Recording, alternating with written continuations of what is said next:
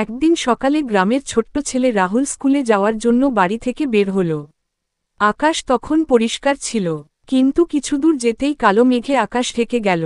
মুহূর্তের মধ্যেই শুরু হল ঝুম বৃষ্টি। রাহুলের কাছে কোনো ছাতা ছিল না। সে দৌড়ে রাস্তার পাশে একটি কচু গাছের কাছে গেল। সেখানে বড় একটি কচু পাতা দেখে সেটি সাবধানে তুলে মাথার ওপর ধরল। আশ্চর্যের বিষয়, কচু পাতাটি একেবারে ছাতার মতো তাকে বৃষ্টি থেকে রক্ষা করল। পথে তার দেখা হল সহপাঠী মিতা। মিতাও বৃষ্টিতে ভিজে কাঁপছিল। রাহুল হাসিমুখে বলল, এসো, আমরা একসঙ্গে এই কচু পাতার ছাতার নিচে যাই। দুজনে গল্প করতে করতে স্কুলের দিকে হাঁটতে লাগল। পথে তারা দেখল এক বৃদ্ধ দাদু রাস্তা পার হতে পারছেন না।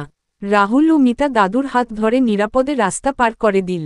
দাদু তাদের আশীর্বাদ করে বললেন, তোমরা খুব ভালো মানুষ। স্কুলে পৌঁছে শিক্ষক তাদের হাতে কচু পাতা দেখে অবাক হলেন। রাহুল পুরো ঘটনা খুলে বলল। শিক্ষক হাসিমুখে বললেন, প্রকৃতি আমাদের অনেক উপকার করে, তাই গাছপালা রক্ষা করা আমাদের দায়িত্ব। সব শিক্ষার্থী মনোযোগ দিয়ে কথা শুনল এবং গাছ লাগানোর প্রতিজ্ঞা করল। বৃষ্টি থেমে গেলে আকাশে সুন্দর রংধনু দেখা দিল।